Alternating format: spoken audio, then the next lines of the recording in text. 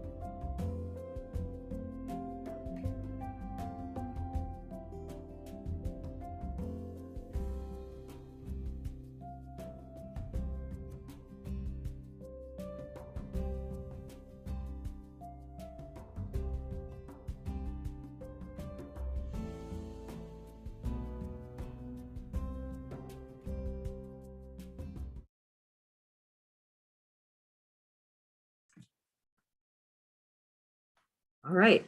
Welcome everyone to the State Historical Records Advisory Board meeting. Happy to see everyone. Sorry for the little glitch again on getting in. We are joined after we get the welcome and introductions done, and we move to reports. I'm going to let him go first on the agenda and give us a couple updates. Hope everyone is doing very well today in your respective locations. We do have a new member of the board, so I thought it would be fun as we're getting started to just say your name, where you work. If you want to add anything else for the good of the cause, that would be great. So I can call on folks in the order that I see them. We can play my own Hollywood squares, I guess, if that works. Dr. Waters, you want to go first? You're first in my squares. Thank you, Sarah. Well, Darren Waters, Deputy Secretary for Archives and History. Glad to be here, glad to join you, glad to see some familiar faces here. I had the opportunity to meet you all back in October, but there were a few people who weren't here. Catherine, good to see you. Again, one of my former students, one of the best students I had at UNC Asheville, and my colleague, Dr. Trey Acott. And Trey, I'm so glad to have you here. It's good to see you all. Good to see everyone. Thank you. Erin. Hi, I'm Erin Larimore. I'm the University Archivist and Associate Professor at UNC Greensboro. Sharon. I am Sharon Davis, Register of Deeds of Durham County, North Carolina. Karen. Hi, I'm Karen Feeney. I am the supervisor for the North Carolina collection at the Forsyth County Public Library in Winston-Salem. Drew. Our squares are different sometimes, Sarah. Drew Reisinger, Register of Deeds, Buncombe County. It's good to see you guys. Okay, Catherine. Hey, Catherine Cutshaw. I am the librarian and archivist at Buncombe County Special Collections at Pack Memorial Library, and super excited to see Dr. Waters. He was my advisor in undergrad. So, hey, Darren. Very nice. Okay, and in terms of staff, Adrienne, do you want to introduce yourself? I'm Adrienne Burney. I'm the outreach coordinator for the State Archives and also on the traveling archivist team. Erin didn't mention, but she is on that as well. So we're happy to have her representing that in Shroud. Okay. Dr. Adcock, do you want to introduce yourself to the group? Yeah, so hello, everybody. Really an honor to be a part of this group. And I know some of you and a lot of new faces as well, but I'm Trey. I've been at UNC Asheville for 10 years. I'm an associate professor. And I also currently am the executive director for the Center for Native Health.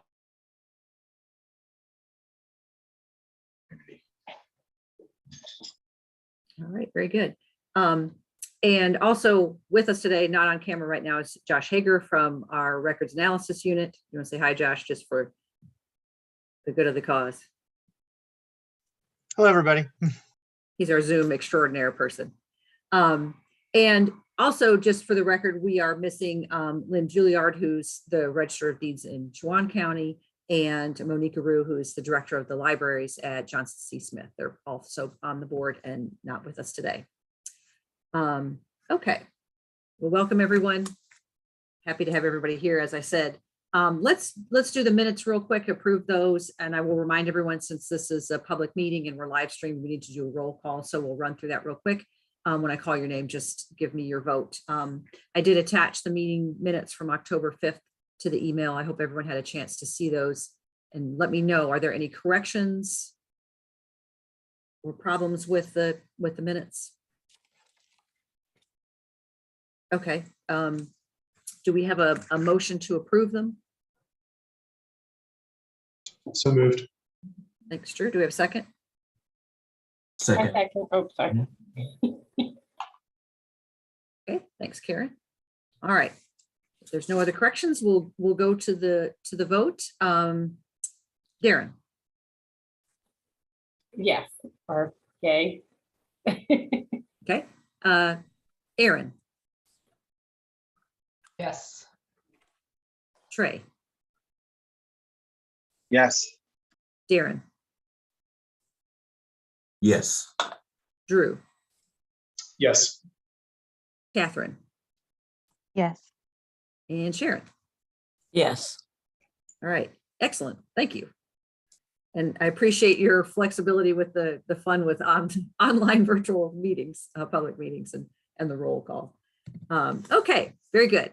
With that administrative stuff out of the way, let's talk about some good stuff that's going on in the department, just some brief updates for you all on what's happening across our landscape. And I am happy to let Secretary Wilson go first and share anything he'd like to share with the board. Thank you, Sarah. Appreciate it. Just before I get into the topic, it's interesting to see your names on the screen because Drew is my son's name, Trey is my nephew's name, Karen is my wife's name, and Catherine was my mother-in-law's name. So it's like all in a family in a weird sort of archival way. But anyway, good to see y'all. Thanks for having me. Just a couple words about the department generally, and then I'm more specific about why I'm involved. I really believe it. I think this is the department of all the things people love about North Carolina, whether it is our rich and diverse history and culture, or our arts, or science and spectacular natural areas. We have all these wonderful things, literally from A to Z in our department. I mean, A could be archives, it could be aquariums, it could be African American Heritage Commission, it could be Arts Council, Art Museum, archaeology, a lot of A's. We only have one Z, the zoo, but still, that's pretty good. And so many other things that I know you all are aware of, library and the symphony,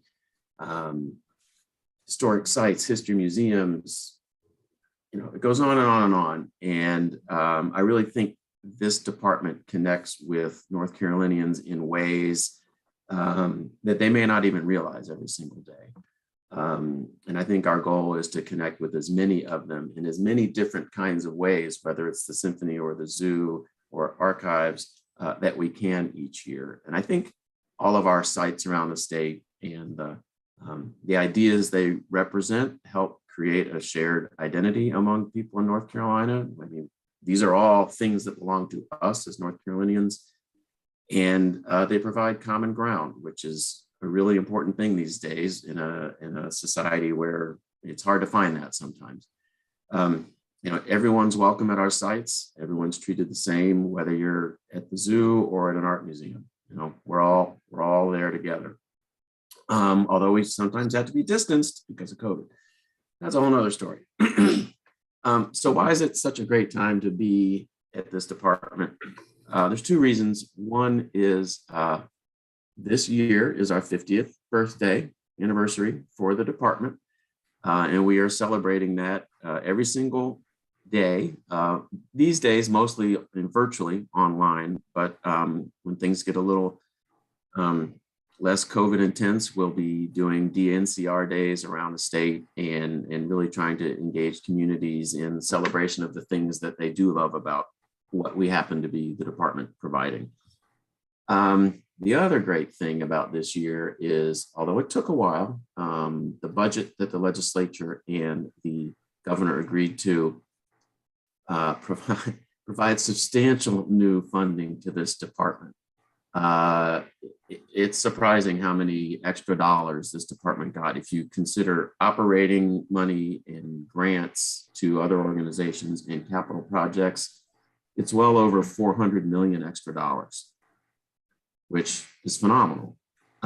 So whether it is expanding the Museum of History across the a $4 million project at the Graveyard of the Atlantic Museum, or $75 million to create 2 new continents at the zoo. A lot of money for parks and trails around the state, including, I understand that several of you are in Buncombe County, the new Pisgah View State Park, which will be purchased shortly and then opened up in a few years once that planning project is done. But that is in Buncombe and Haywood counties, and it's beautiful, and I think you all will love it. There's more money for the symphony, more money for the art museum, historic sites, significant new funding in terms of adding properties and maintenance.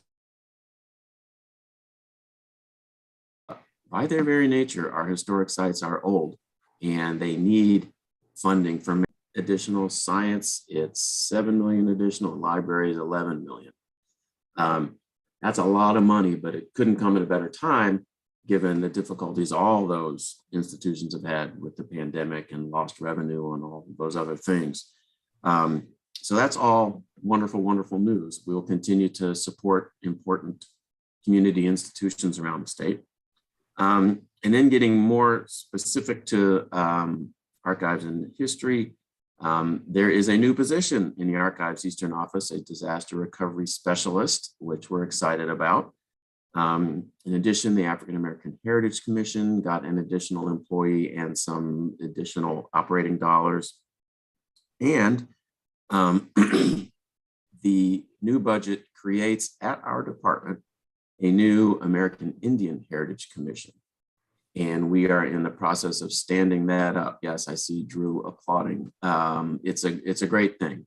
Obviously, there's an existing commission on Indian Affairs in the state that's housed at Department of Administration, but this will have a different focus in terms of celebrating Indian history and culture today.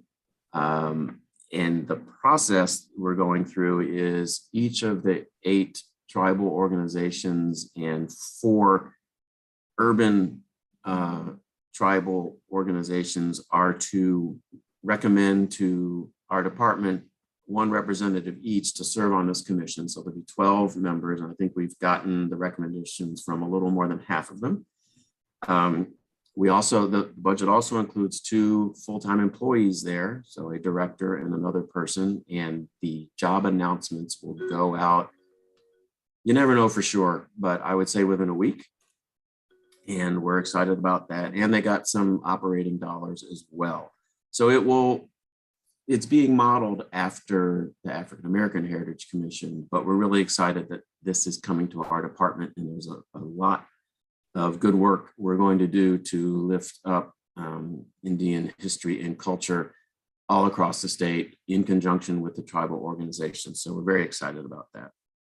And that just points to a really important priority for me, and I know for Dr. Waters and for Sarah as well, and other folks across our Archives and History Office, which is how important it is that we tell diverse and inclusive stories in this state through our department.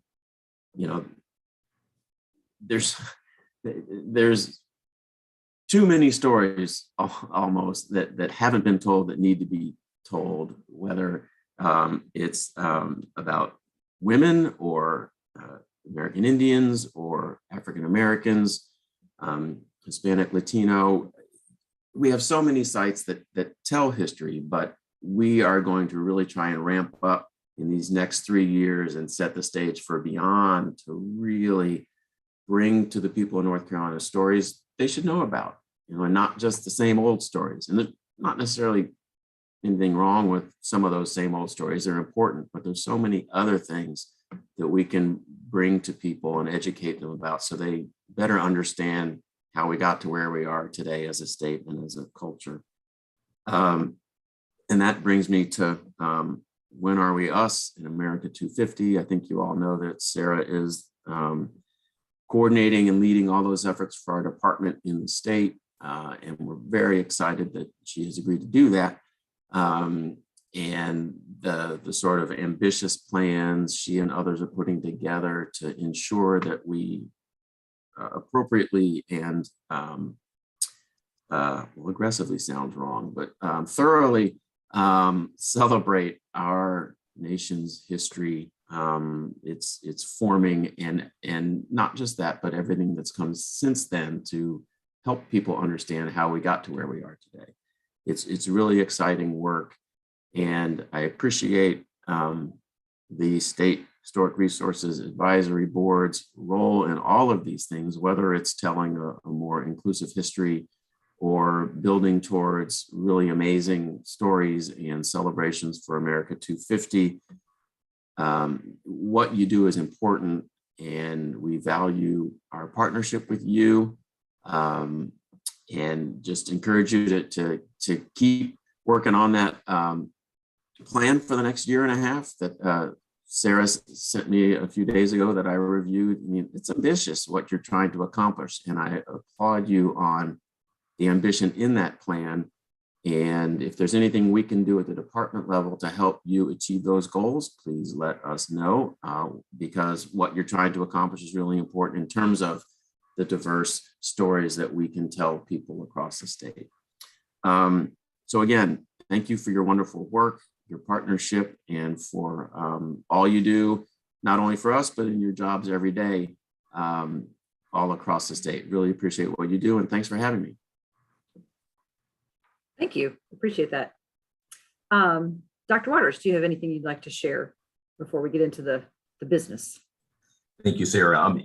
I'll be brief because the secretary really has given us the broad report for what is going on throughout the department and for the Office of Archives and History. I just want to say briefly, Sarah, here that I have been, as I still work to get acclimated to the new role and to the department, again, thanking Sarah for how she's helped to kind of help me navigate through that, and to the secretary as well, who served as a really good mentor as I've worked through that process. I want to thank them for that. But I have been deeply impressed by the commitment of the leadership team here to the issues of diversity, equity, access, and inclusion.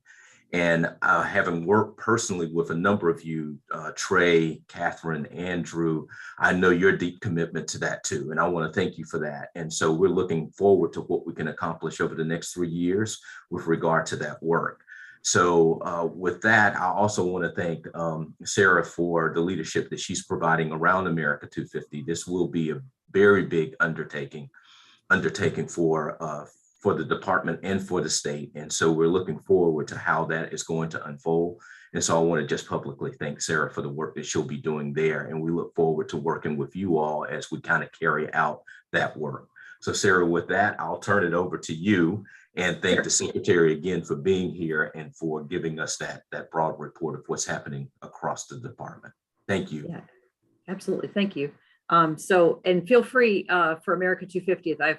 connected with a couple other folks, including a new member of the Historical Commission. So now, like, about every day, she's sending me ideas. So feel free. I love ideas. I sort of, like I told her, I'm putting it into my fertilizer, and the soil will produce wonderful plants. So if you have ideas or thoughts on how specifically we can connect to your group, your county, any groups that you're affiliated with, do let us know. Usually at this point, I give a very brief update about what's going on in the archive. So I've just pulled out a couple things to highlight, sort of overview stuff. I'll just add on to a couple of things that Secretary Wilson covered, including that we did get that new Eastern Office analyst. We're very excited about that. We are thinking we're going to base the analyst at New Bern at Tryon Palace, but with the idea that they're going to travel a lot. The real goal there is to be out in the communities, particularly down east, the smaller communities that have flooded multiple times in recent hurricanes, and work with those public records custodians that may have one or two people in their shop and they need help with identifying records, protecting records, maybe getting some here to Raleigh to have them imaged as a backup. So all those kinds of activities to support that. So we've got the position description created. We're just kind of going through the levers of creating a job bureaucracy kind of stuff. So I expect we'll have that person on board fairly soon.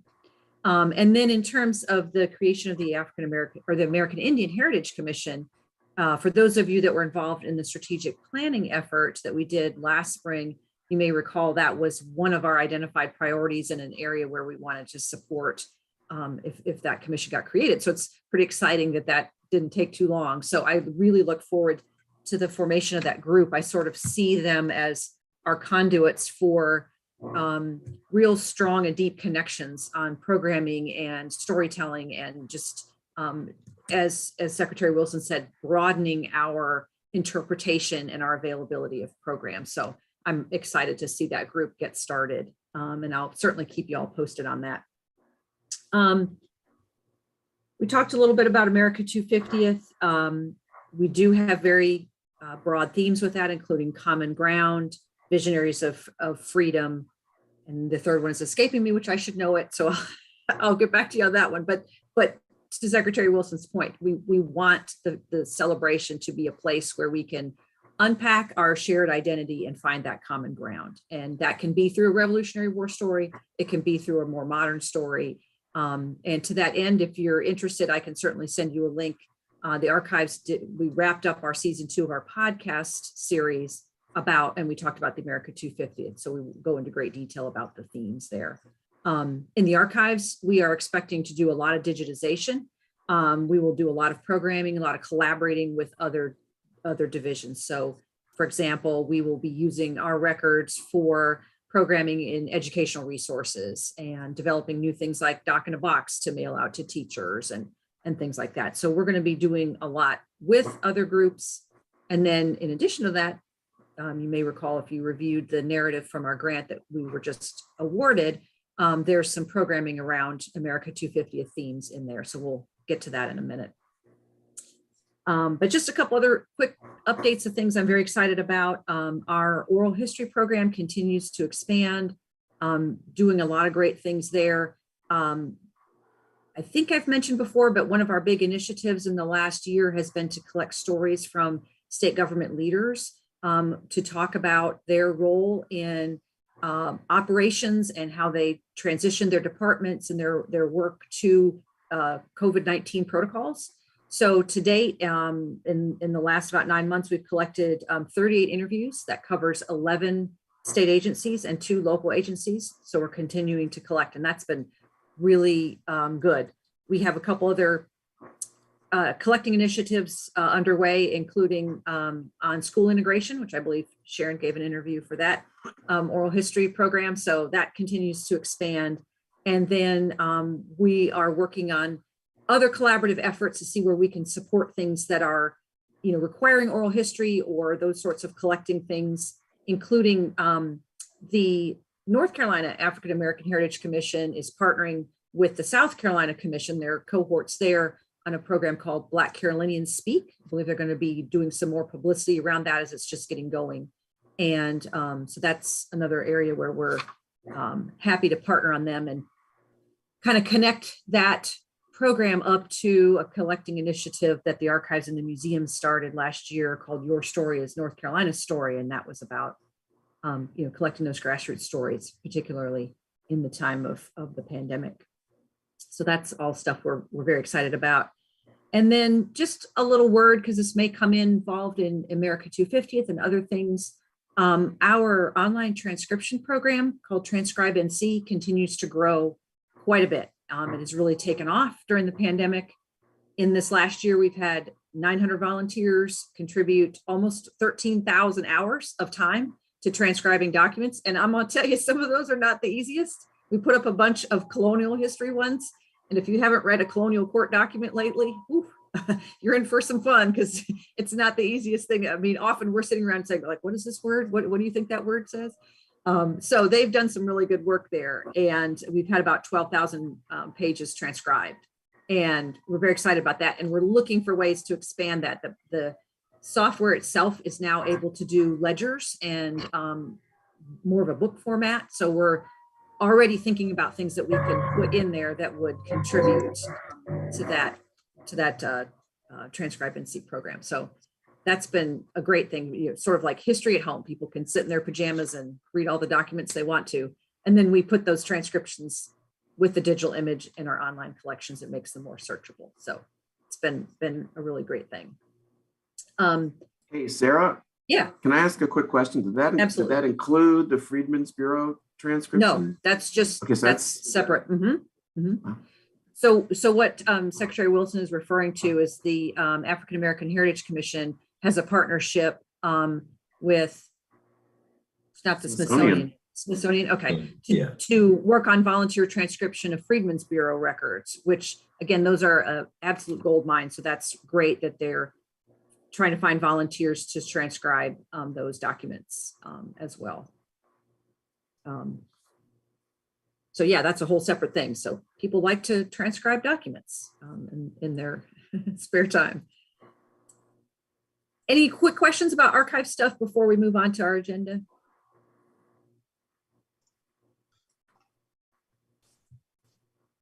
One quick question, Secretary Wilson, you mentioned the different voices that we're trying to capture and make sure we're telling America's story accurately. And from what lens are we looking at it from? Will you remind me if there's an effort to go back and look at North Carolina highway historical markers and reconsider what stories we're telling there, and if we're telling stories from perspectives that reflect everyone's views? Not everyone's views, just telling the story of North Carolina and making sure that we're telling everyone's story and not just certain stories. And I may defer for more detail to Dr. Waters or Sarah, but the good news is that another wonderful thing the budget has is dedicated $100,000 a year funding from DOT to our historic marker program. In the last few years, their money has not been finding its way to us, even though there's always been this sort of informal agreement that it would. Part of that will go to new markers, which I think we're going to make sure we have an inclusive lens on those. Some of it will go to repair broken ones, and I would think that we would use an inclusive historic lens on those as well. What I'm less certain about is will we be looking at existing ones that, let's just say, need to be made more culturally current. So I'm going to ask Darren or Sarah or both to address that if they can, because I actually don't know the answer to that part of it. Drew, the short answer to that is yes. They're all around. The secretary really covered that well, and there is an effort that will be that office will be undertaking to look at current markers, older ones, to update language in those to make it more inclusive, to tell that kind of broader story. And there's a backlog, as you probably know, on those. So we have a lot of catch up to do there. But that the quick answer to your question is yes. Thank you all. Yeah, that's a good question, because those are often a very visible sign of public history. And for those of you that aren't aware, there's a lot of wraparound resources around. Just the marker itself is limited to a few words, but the website for the marker program, you can search markers. There's a lot more essays and other materials around that really go into more depth beyond whatever their 40, 50 words that they're allowed on their marker. So that's another good place to kind of expand on the history behind all the markers. Any other questions? Okay, well, we have a full agenda, so let's talk through some of these things. I'm gonna let Adrian give us in a minute here an update on our current grant. Just as a reminder, that is closing out at the end of February, and so I'll let her talk about the TAP visits and how that's going and any other remaining updates for that grant. Okay, so yeah, it's crunch time to try to finish up all the activities that we had hoped to with the 6 recipients that we have this year. And as a quick reminder, we have 2 community colleges, 3 small history museums, and Alcoholics Anonymous, which is a community nonprofit. And that's a little bit of an expansion for this Traveling Archivist program. We've visited all of those 6 multiple times. Erin's done 3 visits, and the Digital Heritage Center, we have 2 team members on the Digital Heritage Center doing visits. They are not quite finished. I think they have another 1 or 2 visits scheduled this week and into maybe even into next week.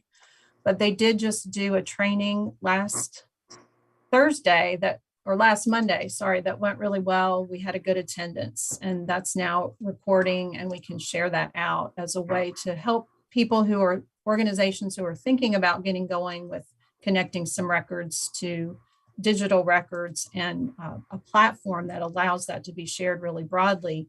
It gives them the background, what they need to do to start looking at it and how to select and how to prepare physically to transfer those items to digital NC. And we have another training that's planned, not really a training, but more of a showcase of current projects with the Traveling Archivist program. And I'm sorry, Erin, this is news because I'm pulling it together kind of at the last minute, but the three little history museums, Eastern Cabarrus, Matthews Heritage Center, and Matthews Heritage Museum, and the Museum and Archives of Rockingham County. Each of the leaders from there are going to be talking about their collections and what they're selecting for digitization and how working through those has led to certain discoveries or promotional projects for the collections. So that's coming up next Thursday, the 10th, if that's the right day. Yeah.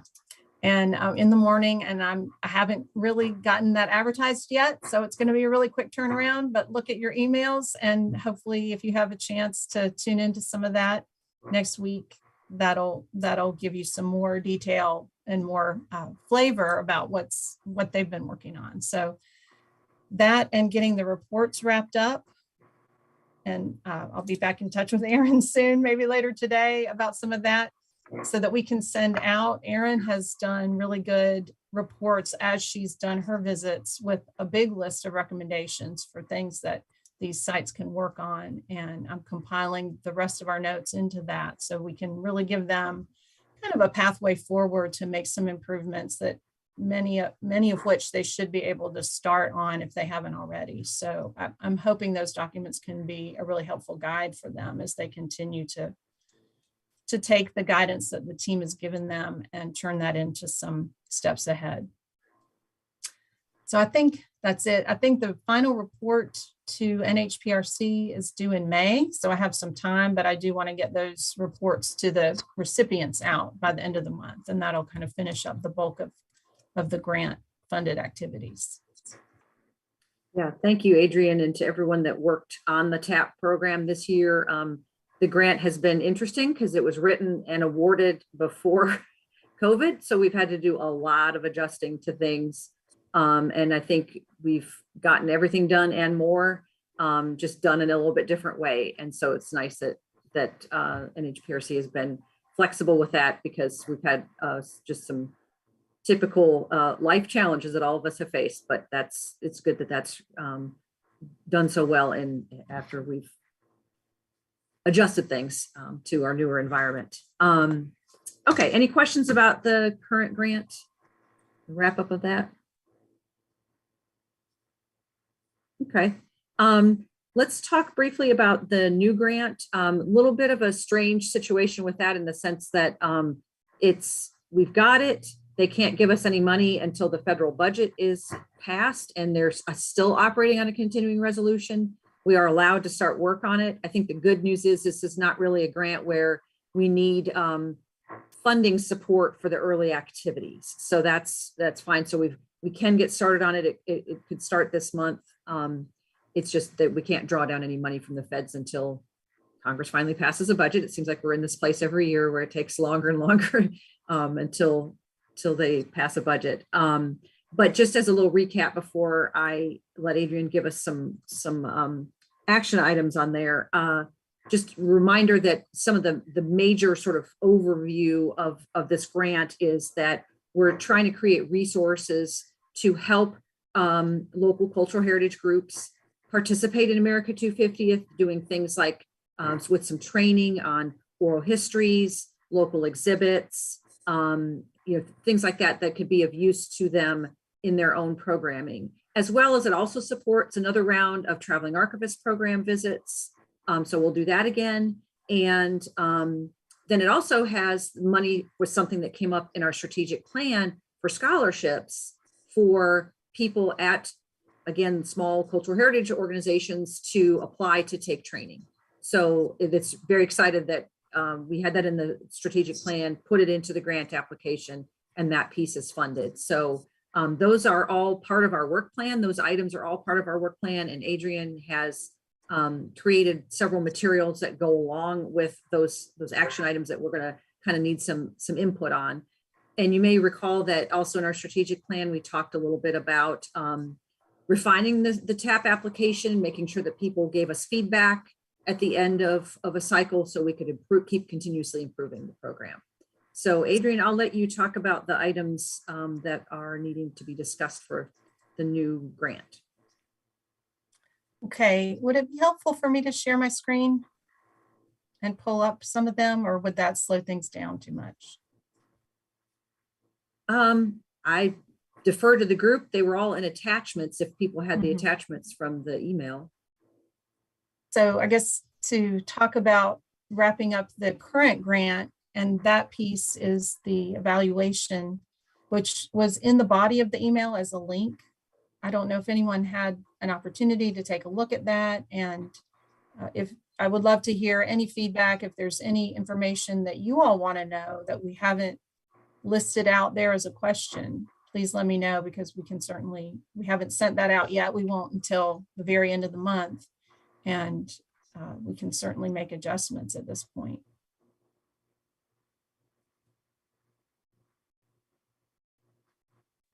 Drew put that link in the chat. So, oh, thanks, Drew. You can look at that. And as Adrian said, you've got a little bit of time, but if you have comments on what to say on the evaluation form, let us know. Okay. And the other thing that I'm hoping to get out very, very soon is the application for the next round of the Traveling Archivist Program. So that, if we can get that out in the next few days, and again, I'm waiting for your feedback before we make that public, then we can have that as an open period for the application through the end of the month. And so that's sort of the early work that we're doing on this grant. You know, we're in a position of overlapping in January and February with the old grant and the new grant, but we're just starting out with some of this administrative stuff, creating the applications, getting the budget lines ready for the funds that will come in eventually, and kind of explaining to the budget office what this new scholarship program is going to entail in terms of contracts or documentation for that. So that application was an attachment, and also the application for the new scholarship program, what we're budgeting for is about five a year of new cultural heritage or community organizations that we can do visits. And a combination, I think, is the way our program evolved this round because of necessity. We started out with as Sarah mentioned, online and virtual meetings and assessments of needs. And then instead of going all in one group of the whole team together, we kind of split that up and spread it out into individual consultations on site according to their needs. So that's probably how we'll move forward in this new round. And then we also have budgeted about 10 a year of these scholarships that practitioners can apply for and get $100 to offset registration fees or travel expenses to go to an in-person conference. But even some of these online opportunities for learning, for instance, I've seen some collections care workshops that colleges are doing. They're $400 or $500 a pop for maybe, a couple hours of training for a week. And I certainly know there are expenses associated with that, but that can add up very quickly to, people in our field who aren't racking in the big salaries. So I'm hoping that these $100, scholarships will offset some of that and encourage people to participate in some of these trainings. And if you have a chance to review the application, Adrian deliberately made it fairly straightforward and not a big hill to climb to apply. It's just a little bit of information about the person and a little bit about what do you want to go to and, what is this going to help you with? You don't have to write a major essay or go through a lot of hoops to qualify. So that's the point of the scholarship being kind of straightforward and brief. I don't know if anybody had if you have feedback on the application, we welcome that. And Adrian, you are seeking, I'm correct, volunteers to help both with the selection of the TAP recipients this cycle as well as the scholarships, is that correct? Yeah, thank you for bringing that up. Please let me know if you're interested in being on a review subcommittee. We could maybe do one for both, or it could be either or. We could have a subcommittee to review the TAP applications and a separate one to review the scholarships. So whichever you're interested in, and hopefully if you have time, and it wouldn't take that much time, I don't think, to review and select, but please let me know. We can split that up if need be. I mean, the TAP applications tend to be a little bit longer just because they go into more detail about who you are, what kind of collections do you have, what kind of help do you need. So there's a little bit more kind of reviewing what they have, reviewing if we have the capability to assist with what they're asking, and then kind of prioritizing based on resources and groups that we've served in the past and things like that. I anticipate the scholarships might be a little bit shorter, but if we get a lot of requests for scholarships, we may have to start trying to come up with the criteria for how to say, divvy up the money. So. Yeah. And also just being on that subcommittee will kind of help us sort through those logistics, since this is the first time we're offering them. So I'm sure, those sorts of questions about criteria and what are we prioritizing will come up. So our staff could really use your guidance with that. Dr. Acog, I think you have a question. So. Oh, sorry. I didn't even notice. The hand. That's okay. This is really interesting. I think I have at least one or two community partners that would be interested in this program. So I just want to be clear that the scholarship program is not necessarily related to the traveling archivist Correct. program. Correct. And then a secondary question is the professional development that those funds could be used for. It could be online, and does it does it have to be based in North Carolina? Okay. Nope. And part of the idea, I should have said that in splitting the funds in half, because sometimes you don't know what's going to be available. Like there might be a great class that comes up, in 6 months that someone wants to take. So no, they don't have to be in North Carolina. Not being too prescriptive, other than it's going to help you with your collections preservation and access. So people can feel free to be creative. It can be in person as well. We wanted to be flexible with that. And then I'd be happy to volunteer to be a reviewer. Okay. For which of those programs or both?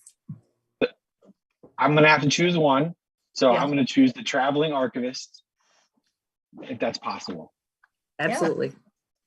That's great. Thank you. And then your question brings up a good point that I wanted to put in front of the whole group.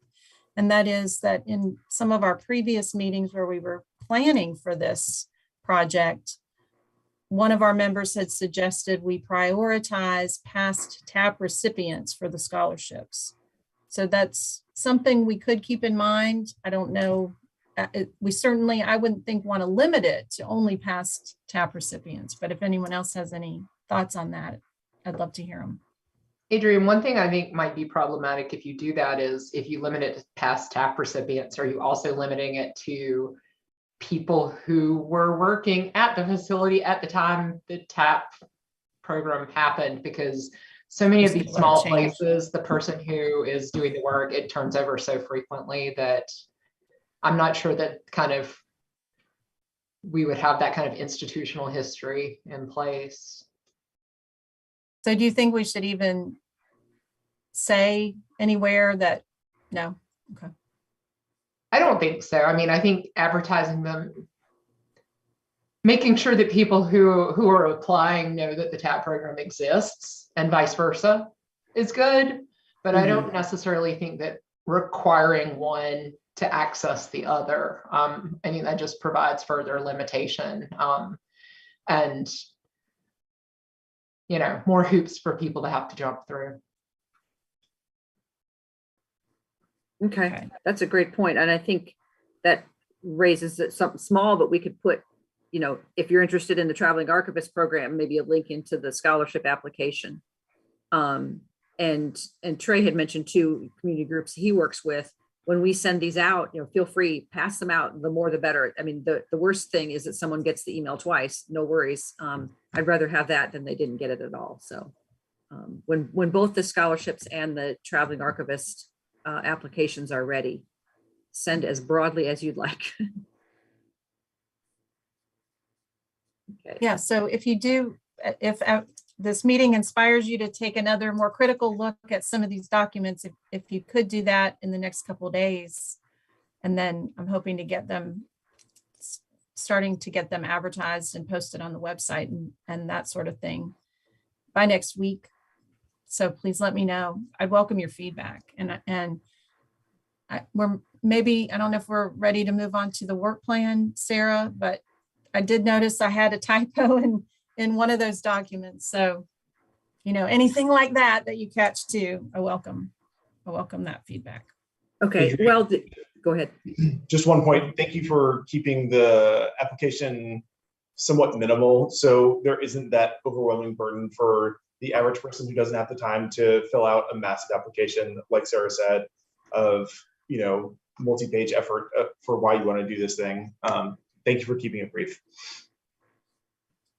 Yeah, and I wish I wanted to make the TAP application briefer, but we just looked at it and decided, you know, this is all information we really need to be able to figure out what their needs are and whether our resources can match up with that. So,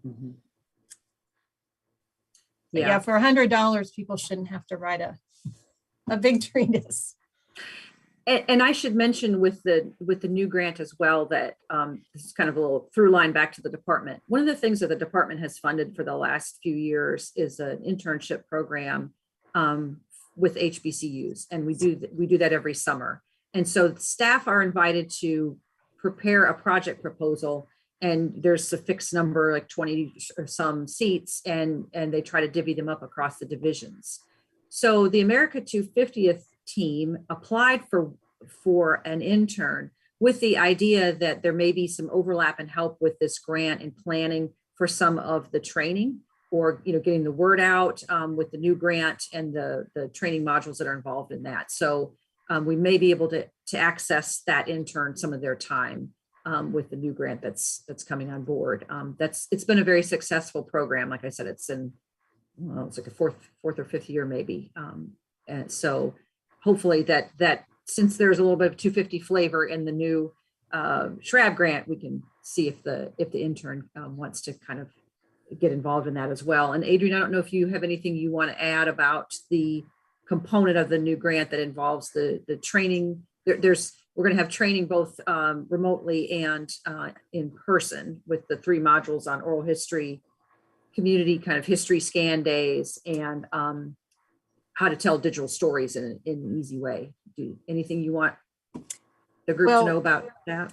So we had scoped out planning 2 in-person events at the end of 2022 and 3 spread out in 2023.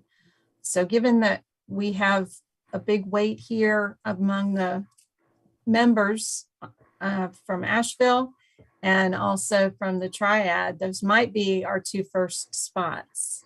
So if you, of course, Asheville, we have the Western Regional Archives and the Western Office, and that's a great place to host training. So we'd probably do it there, but we definitely would want some or at least one of our Asheville Shrab members to be present and help greet the group and that sort of thing.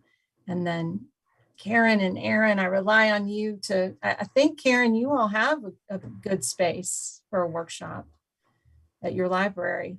Is that right? In the We auditorium? do, and our meeting rooms are open, but they're kind of limited to how many people we can have in there. Like our Okay. limitation for our biggest space is like 15 right now, but Okay. I don't know if Well, we could, I mean, I could always talk to administration, see if we can, yeah, well, I'm hoping modify that for, the by meeting. fall, I'm hoping things open up. I mean, maybe everything keeps getting postponed. And so we don't want to set anything in stone yet to plan that, but that's just sort of the ideas we've scoped out. And again, we may have to reconfigure the in-person stuff if things don't open up more than they are currently. So Adrian, just real quick, this is Catherine. I was going to say, if social distancing is still a concern, when we get to that, I know that there is some space at the Western Office, but it is kind of small. The auditorium here at Pack Library, our capacity is 175. So, if it were a 20, 30 person training, there's still lots and lots of elbow room. So that's definitely something that we could look into. And of course, I don't know if you're providing lunch or whatever, but you have the added benefit of being able to walk downtown wherever. So. okay, that's great to keep in mind. I appreciate that. That sounds like a really good option. So thank you. Good.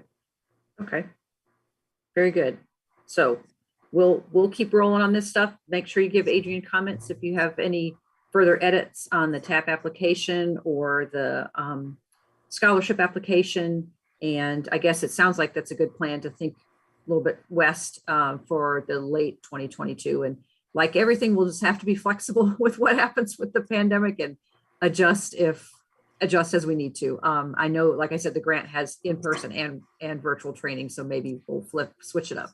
But we'll go ahead and hope that we can be together at least in a limited capacity near to the end of the year.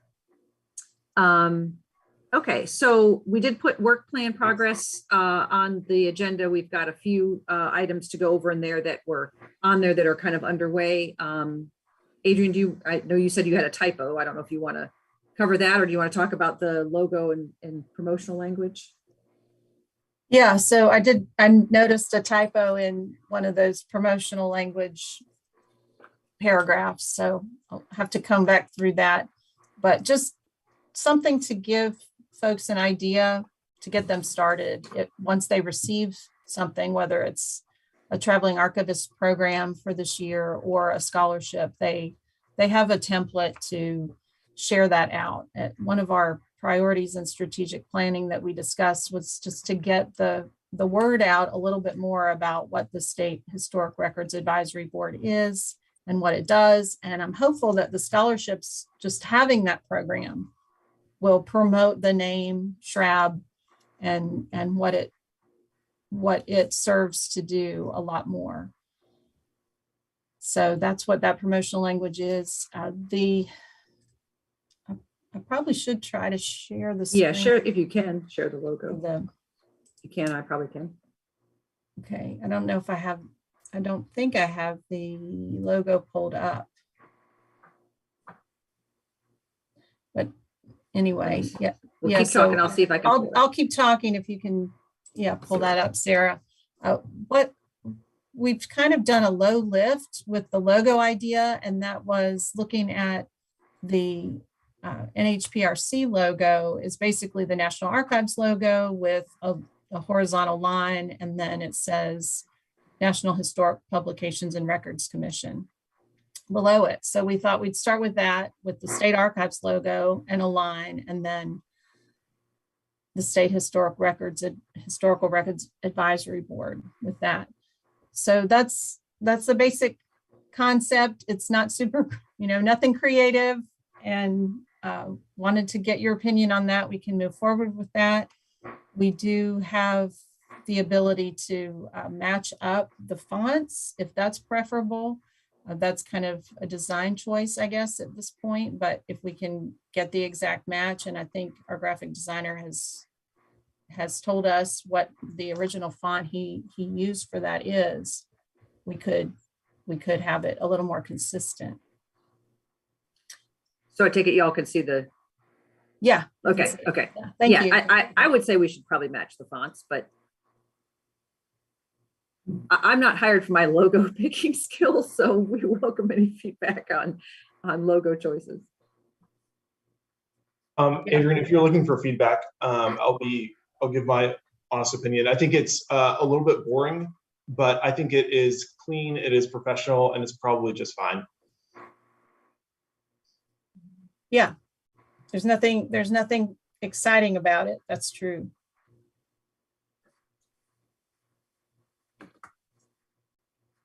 And we could do a whole different design and start from scratch.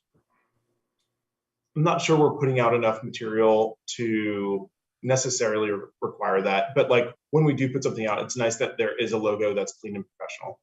Mm-hmm.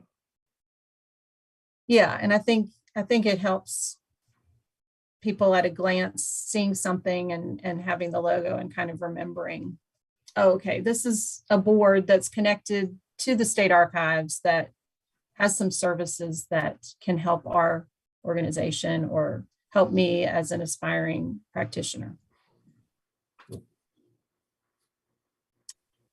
And then another idea is to make it more of a vertical thing if we're, as an option, if we're going to require people to include the NHPRC logo with anything. I don't know that we need to. I think my take on logo usage from NHPRC is they have their own and they have standard usage. And I think we have to put it on things that when we're using funding from them, and that should be separate from our logo. We can have them side by side, but I don't think we want to incorporate the NHPRC logo into this one. What about though, when we're submitting promotional language to recipients, would we request that they include both logos or not worry about logo and promotional language? Does that make sense? Yeah, it does.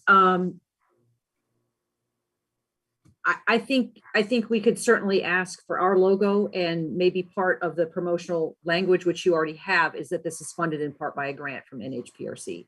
I don't know that they're so hung up on logo as it is recognition. So especially for something small, when you have a small piece that says, this was brought to you by, as long as you're saying, where you're getting your funding, I think that's good. Okay.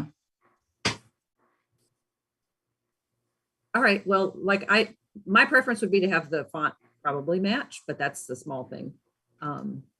If there's no other comments, I think we can go forward with that.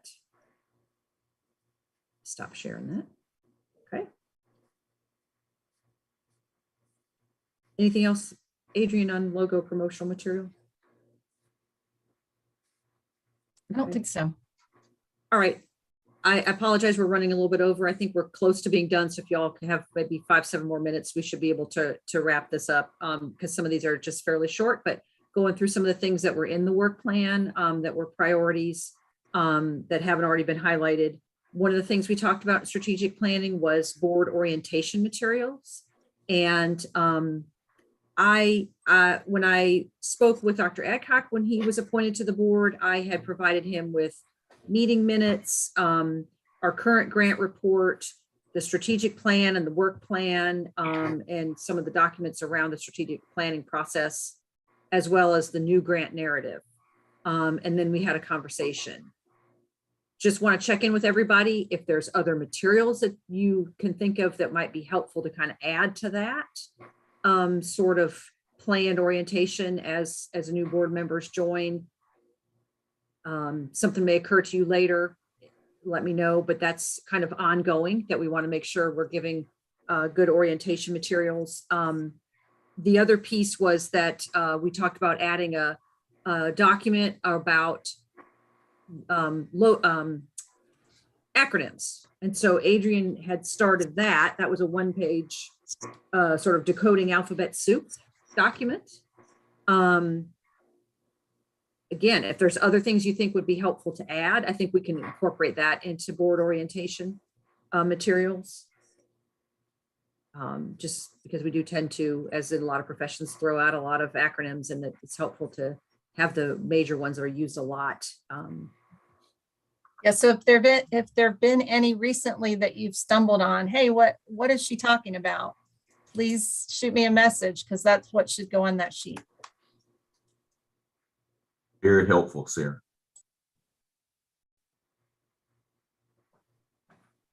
Okay, well, that, again, those are all ongoing. So if anybody has something else to add to the alphabet soup, or think about for training or new board orientation, just let me know. And same thing goes with new board members. I think it would be helpful to always remember that the governor's office does review their appointments a couple of times a year. People have staggered terms. So if you know of folks that you would like to recommend, we always welcome input on that. Back to them. Drew, did you have your hand up? Sorry, I'm bad at looking for hands.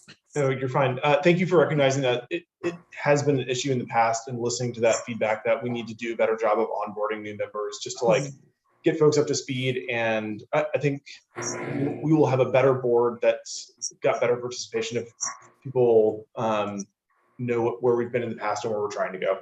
So thank you for listening to that and recognizing it. Yeah, no problems. Okay. All right, Adrian had covered the TAP evaluation earlier, so that's taken care of. Another thing that we had on our work plan was to leave space to talk about any advocacy priorities. I'm a little hesitant on the statewide level to think about that when we still are litigating congressional districts and district maps, so that might be a little clearer in the next few months. But I wanted to leave space if anyone has anything identified or something they've heard of involving cultural heritage or records or things like that, that we can think about collectively. Anything that any challenges or pain points that people have seen, let us know. In terms of on a national level, I shared this with Dr. Waters, just kind of a little update. I'm in a group that involves leadership from several archival organizations across the country. And one of our priorities is to revamp and revise some efforts a few years ago to get some formula-based funding to states for the preservation of documentary heritage and archival collections. And so we've kind of dusted that off and are looking at it again. And kind of where we're at right now is we're thinking through what federal agencies where this might be a good fit. Is it the National Archives, IMLS, NEH, another one? So someone had raised Save America's Treasures funding program. So looking at those and trying to figure out, is there a good fit, approaching those leaders? Is there appetite for it? What would that look like? So I think we're starting to get somewhere with that, hopefully. Keep your fingers crossed. If it gets farther into an actual proposal, we will definitely let you know. But I mean, nothing's set yet. I do understand the federal budget will be very delayed this year. They're expecting, usually you see it in like February or March, and it might be after that before we see it. So maybe there's time to get something thought through and get it into a budget proposal. I'm not sure, but within a federal agency. But that's kind of where we're at with that. So that's been positive. Hoping to maybe include the American Association for State and Local History if they have, there's a lot of other sort of adjunct groups that can help advocate for that. National Council for History is another one that comes to mind. So there's some groups that could help with that advocacy. So I'll keep you posted on that. Anything else from the work plan that anyone had any questions about or things we need to maybe address? Add to the work plan. New tasks. Well, add AASLH to that alphabet soup list. Yeah. That's not in there. That's a good resource for those of you that aren't aware of American Association for State and Local History. They put out a lot of good resources, including they have a new planning guide for America 250th that's very well done. So that's a good group to kind of watch. They have a lot of good training that you could pass out to folks, fairly inexpensive. So they're a good group. Okay. Adrian, we don't have a Google Doc that lives somewhere where there's folders of all of where these things are. I'm trying to think organizationally if there's ways that we can access the alphabet soup document or other things that live in a place instead of just like our inbox. I don't know. I'm not sure if organizationally it makes sense to have all that somewhere where SHRAB members can find it if they need it. Let us take that as an action item, because at one point we were asked not to use Google Drive as a security issue, but I don't know if that's a hard and fast or if that's changed in any ways. We do That's have a very a board. good point. We do have a board members webpage, so I think that document could be uploaded as just an attachment. It's a great document you created that I think is useful, and it's also just a resource of knowing for others what's what. Well, we'll look and see if there's a way to do some sort of sharing in real time before they're published on the webpage too. Okay. We'll see what that looks like. Okay, very good. All right, I don't want to keep everybody too long. I know we're into lunchtime. I appreciate your extra time today. Any other pending business? I would announce that we had set our next meeting date as June 1st. And we had tentatively said in person. So we'll just kind of have to stay in touch to see where everybody's at with that. In terms of, any safety concerns, any restrictions on meetings, but hold flexible. We may end up virtual again if things don't improve for in-person type of activities. Anything else? Anybody who has anything they want to share or for the good of the cause before we sign off today? Sarah, would that be in person in Raleigh? Yeah, and there should be funding in the grant to pay for travel and overnight for you folks coming from the western part of the state. Okay. For sure. And mileage for people that are not, that you're coming, not having to stay overnight. Thank you. Just one question, Sarah, do you know if in the history of the SHRAB, if we've ever had an indigenous member on our committee before?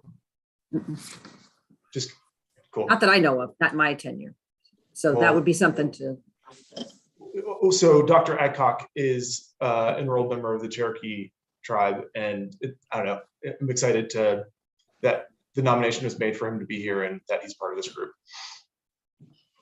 Yeah, you can.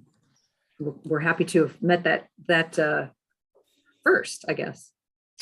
first of more to come. And thank you for agreeing, Trey. Oh, thanks for inviting me. And again, it's nice to meet y'all. And this work's really interesting, so I'm glad to be a part of it. And one closing thought.